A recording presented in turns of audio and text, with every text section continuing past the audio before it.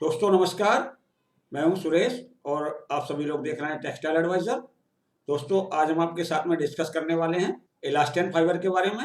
इलास्टन fibre किस तरीके से प्रोड्यूस होता है और इलास्टन फाइबर के फिजिकल और केमिकल प्रॉपर्टीज क्या होते हैं और इलास्टन फाइबर को किसी भी दूसरे फाइबर के साथ में कैसे ब्लेंड किया जाता है। तो गाइस, इसके पहले कि मैं डिस्कशन शुरू करूं, मैं आप सभी लोगों से रिक्वेस्ट करूंगा कि आप सभी लोग मेरे चैनल को सब्सक्राइब कर लीजिए। साथ साथ में साइड में लगा हुआ बेल आइकन का बटन दबा दीजिए, जिससे कि मेरे आने वाले अपकमिंग वीडियोस के नोटिफिकेशन आप तक पहुंचते रहें। तो गाइस डिस्कशन शुरू करते हैं।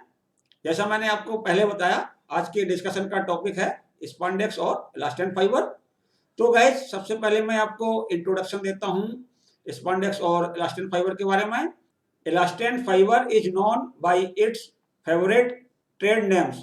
जो हमारा इलास्टन फाइबर होता है तो इसको इसके डिफरेंट डिफरेंट ट्रेड नेम्स के द्वारा जाना जाता है। Lycra and Dorlastan are some famous and popular brand of elastane fibre.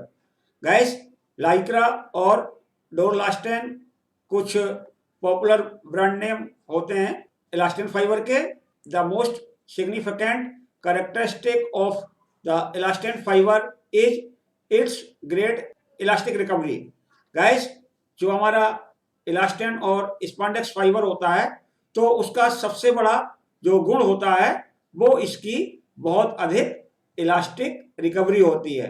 It has more tearing strength and durability in comparison to natural fibre. Elastane fibre की टियरिंग स्ट्रेंथ और durability natural fibre से बहुत ज्यादा होती है।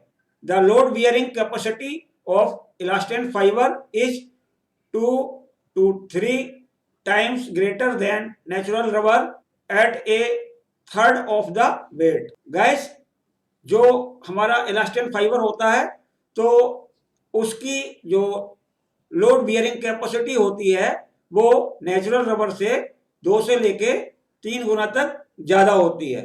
Elastin is used in all products in which A high degree of permanent elasticity is needed. Guys, जो हमारा इलास्टन और स्पॉन्डेक्स फाइबर होता है इसका उपयोग हम ऐसे कपड़ों में करते हैं, ऐसे प्रोडक्ट को बनाने में करते हैं जहां पे परमानेंट इलास्टिसिटी की जरूरत होती है और बहुत ज्यादा इलास्टिसिटी की जरूरत होती है। तो ऐसे प्रोडक्ट में हम इलास्टन और स्पॉन्डेक्स फाइबर का यूज करते हैं। When it is stressed, it always returns to its original form। जब किसी भी इलास्टन या स्पॉन्डेक्स फाइबर से बने हुए धागे को जब हम खींचते हैं या इस फाइबर से बने हुए कपड़े को हम खींचते हैं तो जब हम उसको छोड़ देते हैं खींच के तो वो अपनी ओरिजिनल कंडीशंस में आ जाता है। Thus, the elastin fiber is mostly preferred for fashionable or active apparel which is intended to cling to the body while at the same time remaining comfortable। Guys, जो हमारा इलास्टिन फाइबर होता है और इसको हम ऐसे फैशनेबल कपड़ों में यूज करते हैं या एक्टिव वियर्स में यूज करते हैं जहां पे जो हमारी बॉडी होती है कहीं पे हमें स्ट्रेच देना है तो आपका कपड़ा फैल जाता है या बढ़ जाता है और जो हमारी बॉडी की कंफर्ट होती है वो भी प्रभावित नहीं होती है। स्पॉन्डेक्स और elastin is a synthetic fibre. Guys, जो स्पॉन्डेक्स या इलास्टिन फाइबर होता है ये एक सिंथेटिक फाइबर होता है। It is a polyurethane polyurea copolymer. Spandex और इलास्टिन फाइबर एक कोपॉलीमर होता है जो पॉलीयूरेथेन और पॉलीयूरिया से बना होता है। It was invented in year 1959 by chemist CL Sandquist and Joseph Shivers at DuPont. Guys, जो हमारा इलास्टिन फाइबर है तो इसका सर्वप्रथम उत्पादन कहाँ किया गया? ड्यू पॉइंट कंपनी में। और हमारे जो साइंटिस्ट थे CL सेंटक्विस्ट एंड जोसेफ सिवर तो उन्होंने इलास्टिन फाइबर को सबसे पहले बनाया और ईयर था 1959। When it was first time introduced in the world textile market, जब इलास्टेन फाइबर को वर्ल्ड टेक्सटाइल मार्केट में इंट्रोड्यूस किया गया, it's launch brought a revolution in many areas of the clothing industry.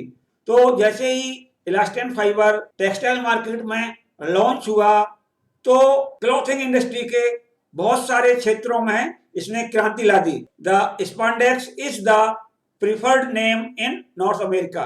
Guys, North America में spandex बोला जाता है इस फाइबर को।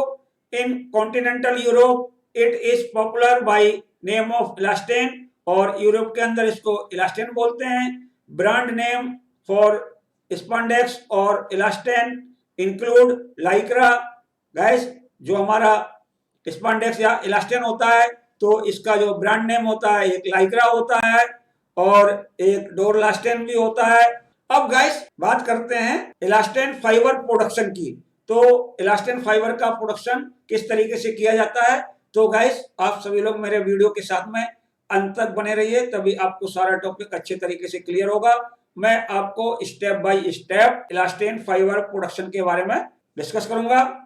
तो जो हमारा इलास्टेन फाइबर होता है वो नीचे जो मैं स्टेप बता रहा हूं तो उनमें इसका प्रोडक्शन कंप्लीट होता है। सबसे पहला होता है पॉलीमर प्रोडक्शन। तो गाइस पॉलीमर प्रोडक्शन कैसे करते हैं, देखिए जो आपका पॉलीमर प्रोडक्शन होता है वो नीचे दिए गए स्टेप में कंप्लीट होता है। सबसे पहले होता है एडिशन पॉलीमराइजेशन।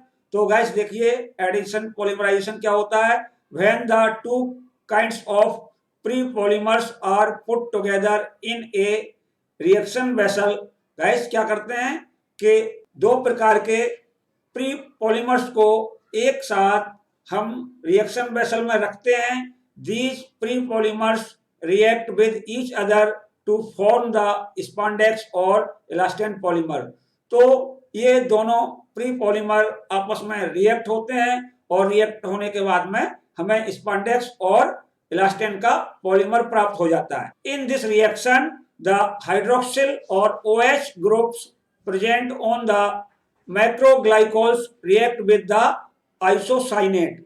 गाइस क्या होता है कि इस रिएक्शन के अंदर जो हाइड्रोक्सिल ग्रुप होते हैं वो कहां पे प्रेजेंट होते हैं, मैक्रोग्लाइकोल्स के अंदर, और ये हाइड्रोक्सिल ग्रुप आपके आइसोसाइनेट ग्रुप से रिएक्ट करते हैं।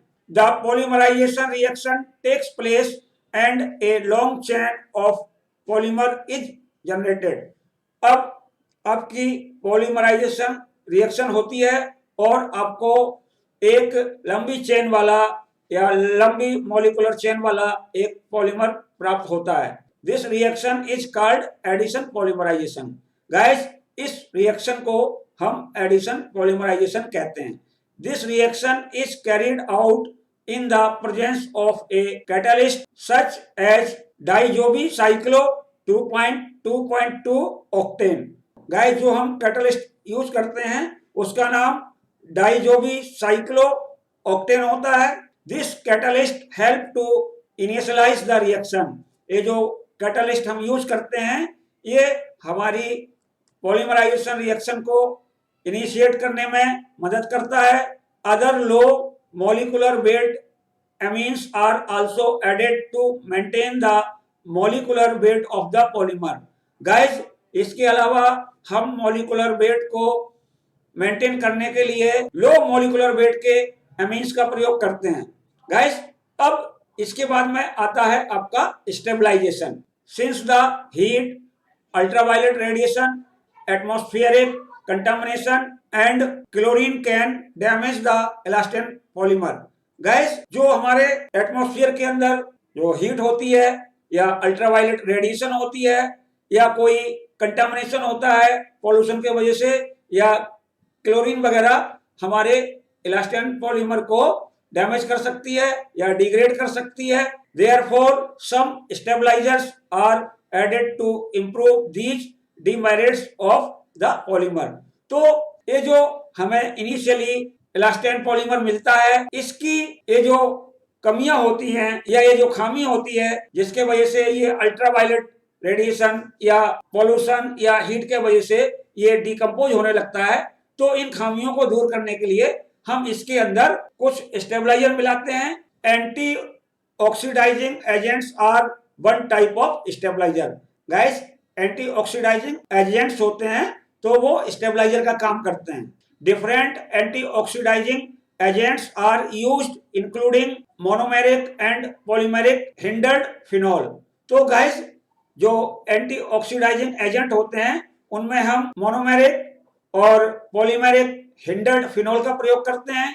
हमारी अल्ट्रावायलेट रेडिएशन होती है तो उससे सुरक्षा देने के लिए हम इस पॉलीमर के अंदर हाइड्रोक्सी बेंजोट्राइजोल नाम का एक केमिकल इसके अंदर ऐड करते हैं जो कि एक एंटीऑक्सीडाइजिंग एजेंट होता है। For improvement of atmospheric polluting chemicals effect which results in the form of change of color। guys जो environment के अंदर जो polluting chemicals होते हैं तो वो आपके पॉलीमर के या इलास्टन पॉलीमर के कलर को चेंज करते हैं। तो इससे बचाने के लिए हम क्या करते हैं, some compounds are added to the polymer। तो गाइस हम कलर चेंज को रोकने के लिए इसके अंदर कुछ और दूसरे कंपाउंड को भी एज ए स्टेबलाइजर अपने इलास्टेन या स्पॉन्डेक्स फाइबर के पॉलीमर के अंदर ऐड करते हैं। These are typically compounds which tertiary amines functionality which can interact with the oxides of nitrogen in air pollution। तो इसके अंदर हम क्या करते हैं, टर्सरी अमीन्स होते हैं तो उनको हम मिला देते हैं तो इससे जो हमारा कलर चेंज की प्रॉब्लम होती है वो खत्म हो जाती है। Since elastane is often used for swim wear, therefore the anti-mildew agent is also added to the polymer। Guys, ये जो हमारे इलास्टेन या स्पॉन्डेक्स फाइबर से बने हुए कपड़े होते हैं तो इनका स्विम वियर के अंदर बहुत ज्यादा प्रयोग किया जाता है और स्विम वियर वाले जो कपड़े होते हैं तो ज्यादातर वो गीली पोजीशन में रहते हैं, मतलब नम पोजीशन में रहते हैं तो वहां पर माल्डिव फॉर्मेशन की ज्यादा संभावना रहती है, मतलब वहां पर बैक्टीरिया पैदा हो सकते हैं। तो माल्डिव फॉर्मेशन को रोकने के लिए हम स्पॉन्डेक्स पॉलीमर के अंदर एंटी माल्डिव एजेंट ऐड करते हैं। गाइस अब नेक्स्ट स्टेप होता है colouration. When they are first produced spandex fibres are white. जब स्पॉन्डेक्स फाइबर्स प्रोड्यूस्ड होते हैं तो उनका शुरुआती कलर लगभग व्हाइट होता है। Therefore colourant are added to improve their aesthetic appearance. तो हम अपने फाइबर का या यूं कहें फाइबर से बनने वाले धागों का एस्थेटिक अपीयरेंस इंप्रूव करने के लिए उसके अंदर कलरिंग एजेंट मिलाते हैं, मतलब कुछ कलर मिलाते हैं। Dispersed and acid dyes are typically used. तो गाइस हम सामान्य रूप से स्पॉन्डेक्स फाइबर को कलर देने के लिए या तो डिस्पर्स डाई का प्रयोग करते हैं या एसिड डाइज का प्रयोग करते हैं। If the spandex fibres are interwoven with other fibres such as nylon और polyester, special dyeing methods are required. तो गाइस क्या होता है, यदि हम स्पॉन्डेक्स फाइबर को कुछ दूसरे फाइबर के साथ में वीव कर रहे हैं जैसे कि नायलॉन हो गया या पॉलिस्टर हो गया, तो ऐसे कपड़ों को डाई करने के लिए विशिष्ट प्रकार के डाइंग मेथड का प्रयोग किया जाता है। तो गाइस यहाँ पे आपका जो पॉलीमर था उसका प्रोडक्शन हो गया। अब मैं आपको बताता हूँ प्रोडक्शन ऑफ इलास्टेन और स्पॉन्डेक्स फाइबर। मतलब पॉलीमर तो आपने बना लिया, अब आप पॉलीमर की सहायता से स्पॉन्डेक्स के फाइबर किस तरीके से प्रोड्यूस करेंगे। तो गाइस मेरे वीडियो को अंत तक जरूर देखते रहिए, तभी आपको सारा टॉपिक अच्छे तरीके से क्लियर होगा। Spandex fibres are produced in 4 different methods including melt extrusion, reaction spinning, solution dry spinning and solution wet spinning. तो जो हमारे स्पॉन्डेक्स फाइबर होते हैं और उनको हम किससे प्रोड्यूस करते हैं, स्पॉन्डेक्स पॉलीमर से। तो स्पॉन्डेक्स पॉलीमर से स्पॉन्डेक्स के फाइबर बनाने के 4 मेथड होते हैं। तो पहला मेथड होता है मेल्ट एक्सट्रूजन, दूसरा मेथड होता है आपका रिएक्शन स्पिनिंग, तीसरा मेथड होता है आपका सॉल्यूशन ड्राई स्पिनिंग और चौथा मेथड होता है आपका solution wet spinning. Since solution dry spinning is used to produce over 90% of the world's spandex fibres. Guys जो हमारा दुनिया के अंदर स्पॉन्डेक्स फाइबर का प्रोडक्शन होता है उसके अंदर 90% जो हम मेथड अपनाते हैं वो आपका सॉल्यूशन ड्राई स्पिनिंग मेथड प्रयोग किया जाता है। तो गाइस हम आपको नीचे बताने जा रहे हैं कि सॉल्यूशन ड्राई स्पिनिंग मेथड की सहायता से आप स्पॉन्डेक्स पॉलीमर से स्पॉन्डेक्स फाइबर किस तरीके से प्राप्त करेंगे। तो गाइस देखिए सॉल्यूशन ड्राई स्पिनिंग मेथड, और ये जो सॉल्यूशन ड्राई स्पिनिंग मेथड से जब हम स्पॉन्डेक्स पॉलीमर से स्पॉन्डेक्स फाइबर्स प्रोड्यूस करते हैं तो जो मैं नीचे स्टेप बता रहा हूं उनमें आपका फाइबर प्रोडक्शन कंप्लीट होता है। सबसे पहला होता है आपका पॉलीमर सॉल्यूशन प्रिपरेशन। तो सबसे पहले हम क्या करते हैं कि पॉलीमर से हम सॉल्यूशन प्रिपेयर करते हैं। In dry spinning fibre production the polymer is further reacted with an equal amount of diamine. तो जो हमारा मेथड है ड्राई स्पिनिंग फाइबर प्रोडक्शन का, उसके अंदर पॉलीमर को हम इक्वल अमाउंट के डाइअमीन से रिएक्ट कराते हैं। This is known as addition polymerization reaction. और ये जो रिएक्शन होती है इसको हम एडिशन पॉलीमराइजेशन रिएक्शन कहते हैं।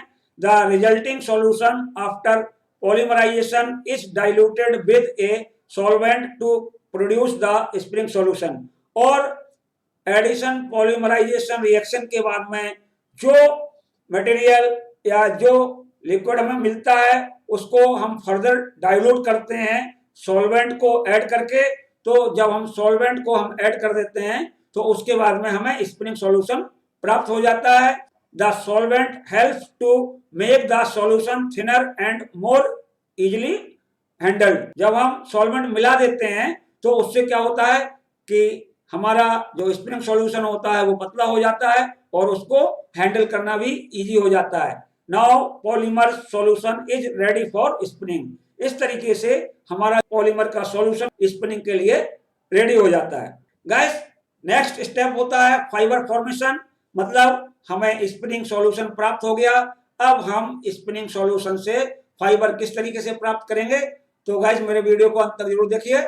The spinning solution is pumped into a cylindrical spinning unit. जो हमारा स्पिनिंग सॉल्यूशन होता है उसको हम सिलेंड्रिकल स्पिनिंग यूनिट में पंप के द्वारा भेजते हैं, where it is cured and converted into fibres. तो यहाँ पे क्या होता है कि जो हमारा सॉल्यूशन होता है उसकी क्यूरिंग हो जाती है और ये फाइबर्स में कन्वर्ट हो जाता है। In this unit the polymer solution is passed through a metal plate called a spinneret. तो इस यूनिट में क्या होता है कि जो पॉलीमर सॉल्यूशन होता है उसको हम स्पिनरेट के थ्रू पास करते हैं। और स्पिनरेट क्या होते हैं कि मेटल के प्लेट होते हैं, उनके अंदर बहुत बारीक बारीक होल होते हैं। Strands of liquid polymer come out from the thin holes of the spinneret. और जब हमारा स्पिनिंग सॉल्यूशन स्पिनरेट से पास होता है तो उसके बाद में लिक्विड पॉलीमर के फाइबर स्ट्रैंड बाहर निकल के आते हैं। As the strands pass through the unit, these strands of liquid polymer are heated in the presence of nitrogen and solvent gas। जैसे ही हमारे फाइबर के स्ट्रैंड बाहर आते हैं तो उनको हम क्या करते हैं, नाइट्रोजन गैस के प्रेजेंट में हम उन्हें हॉट एयर से हीट करते हैं और वहां पे सॉल्वेंट गैस का भी प्रयोग करते हैं। These conditions cause the liquid polymer to chemically react and form solid strand। Guys पहले क्या था आपका जो लिक्विड पॉलीमर का फाइबर स्ट्रैंड था, और जैसे ही इसकी रिएक्शन होती है सॉल्वेंट गैस से और इसको जब गर्म किया जाता है नाइट्रोजन के प्रेजेंस में, तो लिक्विड पॉलीमर का जो फाइबर स्ट्रैंड होता है वो केमिकली रिएक्ट करता है और हमें एक पॉलीमर का सॉलिड स्ट्रैंड प्राप्त हो जाता है। अब गाइस जो आपकी नेक्स्ट प्रोसेस होती है bundling and twisting. As the fibres exit the spinning unit a specific amount of the solid strands are group together to produce the required thickness. Guys जब हमारे फाइबर्स निकलते हैं स्पिनरेट से तो जितनी भी यार्न काउंट का धागा हमें बनाना होता है तो उसी के हिसाब से नंबर ऑफ फाइबर्स हम एक साथ लेते हैं और उनकी ग्रुपिंग की जाती है जिससे कि हमें रिक्वायर्ड काउंट का धागा प्राप्त किया जा सके। This is done with the help of A compressed air device that twist the fibre together. और ये जो ग्रुपिंग की जाती है और ये जो ट्विस्टिंग की जाती है, इसके लिए हम एक कंप्रेस्ड एयर डिवाइस का प्रयोग करते हैं। In reality, each fiber of spandex is made up of many smaller individual fibers। तो गाइस वास्तविकता में होता क्या है कि जो हमारा स्पांडेक्स का प्रत्येक फाइबर होता है वो अपने आप में बहुत छोटे छोटे स्मॉलर फाइबर से मिलके बना होता है, that adhere to one another due to the natural stiffness of their surface। तो वो पतले पतले जो फाइबर होते हैं वो एक दूसरे से स्टिकनेस की वजह से चिपके रहते हैं। गाइस अब होती है आपकी फाइनल प्रोसेसिंग। तो इसमें क्या करते हैं, the fibres are then treated with an anti sticking agent such as magnesium stearate. तो अब जब हमें एक धागा प्राप्त हो जाता है स्पांडेक्स फाइबर का, तो उसको हम एंटी स्टिकिंग एजेंट से ट्रीट करते हैं और उस केमिकल का नाम होता है मैग्नीशियम स्टीयरेट और another polymer poly dimethyl siloxane. और दूसरा जो हमारा एंटी स्टिकिंग एजेंट होता है तो उसका भी प्रयोग कर सकते हैं हम, तो उसका नाम होता है poly dimethyl siloxane. These anti sticking agents stop the fibres from sticking together and help in the textile manufacturer. तो ये जो एंटी स्टिकिंग एजेंट होते हैं ये धागों को आपस में चिपकने से रोक देते हैं। After this treatment the fibres are bound through a series of rollers onto a spool. और इसके बाद में जो हमारे फाइबर्स होते हैं उनको हम रोलर की सीरीज की सहायता से स्पूल पे बाइंड करते हैं। The wind up speed of the entire process can be anywhere from 300 to 500 miles or 482.7 to 804.5 kilometre पर मिनट। गाइस जो हमारी बाइंडिंग करने की स्पीड होती है वो 300 से लेके 500 माइल तक हो सकती है या 482.7 किलोमीटर से लेके 804.5 किलोमीटर पर मिनट हो सकती है। और ये जो स्पीड होती है बाइंडिंग की ये आपके यार्न की या फाइबर की थिकनेस पे डिपेंड करती है। When the spool are filled with fibers, जब हमारे स्पूल फाइबर से भर जाते हैं, they are put into final packaging, तो उनको फाइनल पैकेजिंग के लिए भेज दिया जाता है।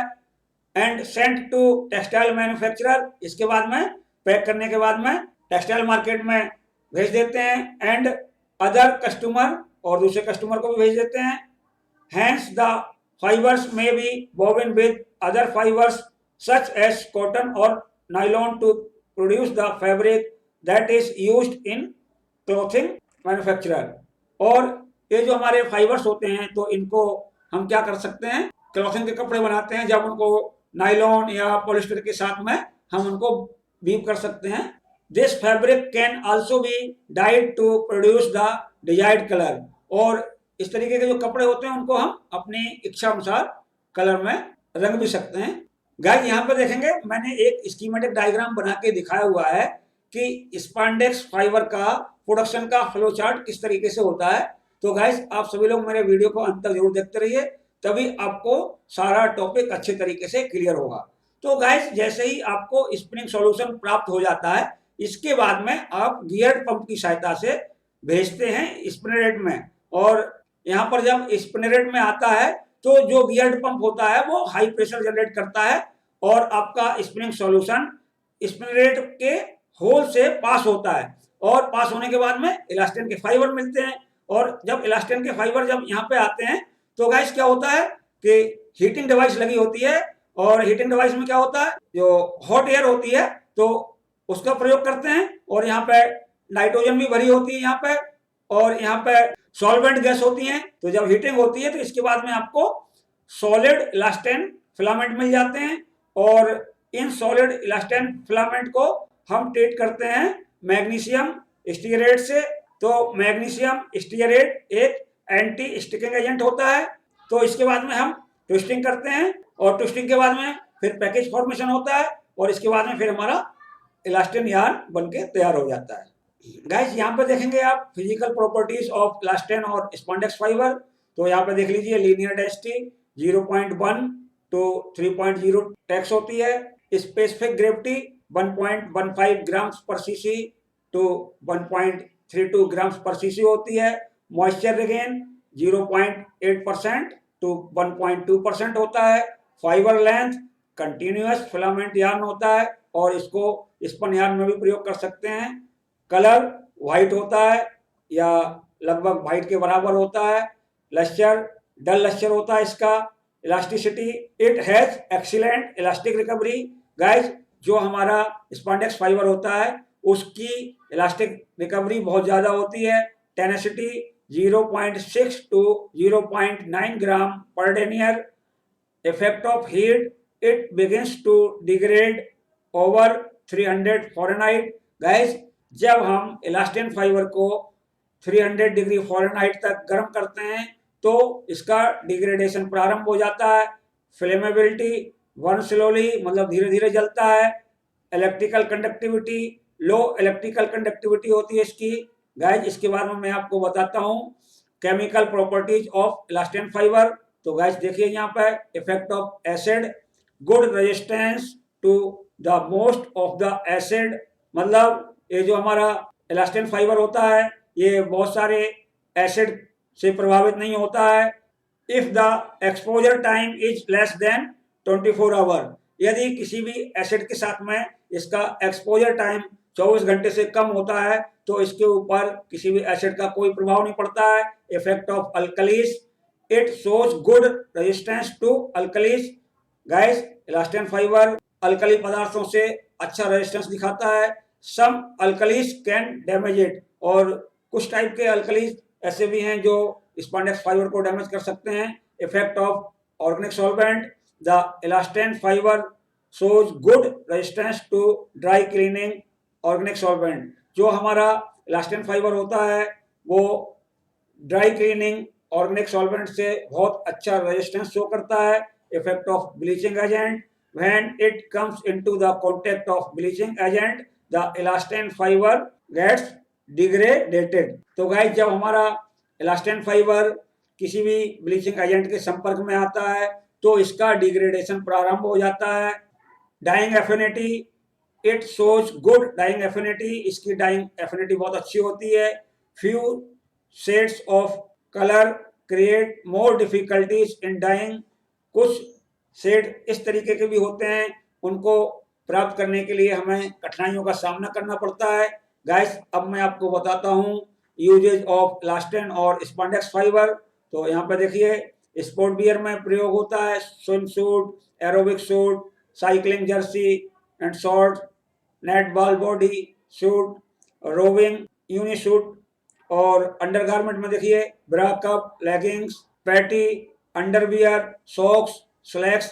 वोमेंस वियर में देखिए skinny jeans, mini skirt, tight fitted tops, jogging and exercising suits. Men's wear में देखिए guys T shirt, stretchable jeans. Medical use में देखिए सर्जिकल हॉर्स, ऑर्थोपेडिक ब्रेसेस।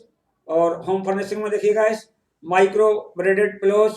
अब गाइस, ये जो हमारा स्पॉन्डेक्स फाइबर होता है तो इसकी जो ब्लेंडिंग की एबिलिटी होती है उसके बारे में देख लीजिए आप। Ability to blend with natural and synthetic fibres. तो किस तरीके से इसको हम ब्लेंड कर सकते हैं। There are two methods of blending of elastin fibre with other natural और मैनमेड फाइबर। गाइस, ये जो हमारा स्पॉन्डेक्स और इलास्टिन फाइबर होता है इसको किसी भी दूसरे नेचुरल या मैनमेड फाइबर के साथ में ब्लेंड करने के दो तरीके होते हैं। In first method of blending elastin filament or yarn is wrapped around the non-elastic yarn either natural or man-made। तो गाइस, जो पहला तरीका होता है उसके अंदर हम क्या करते हैं कि कोई भी नॉन इलास्टिक मैन-मेड या नेचुरल यार्न लेते हैं और उसके चारों तरफ हम इलास्टिन का फिलामेंट या इलास्टिन का यार्न लपेट देते हैं। The resulting yarn has the appearance and feel of the outer fibre use. तो जो यार्न रिजल्ट होता है इस प्रोसेस में उसका जो आउटर लेयर होता है वो आपके इलास्टिन का जो भी करेक्टर होता है उसको शो करता है। The second method pure elastin yarn is used. तो सेकंड मेथड में क्या करते हैं, कपड़ा बनाने के लिए हम प्योर इलास्टन यार्न यूज करते हैं, विच इज वर्कड और woven into fabric made of other fibre. तो इसको हम क्या कर सकते हैं, दूसरे फाइबर के साथ में वीविंग के दौरान ब्लेंडिंग करते हैं। The elasticity is added to fabric in this way. इस तरीके से फैब्रिक के अंदर इलास्टिसिटी प्रोड्यूस हो जाती है। Such types of fabrics provide good comfort to wear. इस तरीके के जो भी फैब्रिक होते हैं वो अच्छा बियरिंग कंफर्ट प्रदान करते हैं। The blending of fibres with elastane depend on the type of fabric and the end use. और जो इलास्टन फाइबर की ब्लेंडिंग होती है वो कपड़े के प्रकार और उसके एंड यूज पर निर्भर होती है। तो गाइस इस तरीके से मैंने आपके साथ में डिस्कस किया कि इलास्टन फाइबर क्या होता है, इलास्टन फाइबर कैसे प्रोड्यूस किया जाता है, इलास्टन फाइबर के केमिकल प्रॉपर्टीज क्या होते हैं और उसके फिजिकल प्रॉपर्टीज क्या होते हैं, और इलास्टन फाइबर की ब्लेंडिंग की कौन कौन से मेथड होते हैं। तो गाइस देख के बताइए मेरा वीडियो कैसा लगा। यदि आपको मेरा वीडियो अच्छा लगा हो तो आप लाइक का बटन दबाएं, अपने दोस्तों में शेयर करें। और गाइस यदि आपने अभी तक मेरे चैनल को सब्सक्राइब नहीं किया है तो कृपया मेरे चैनल को सब्सक्राइब कर लीजिए। साथ साथ में साइड में लगा हुआ बेल आइकन का बटन दबा दीजिए, जिससे कि मेरे आने वाले अपकमिंग वीडियोज के नोटिफिकेशन आप तक पहुंचते रहें। धन्यवाद।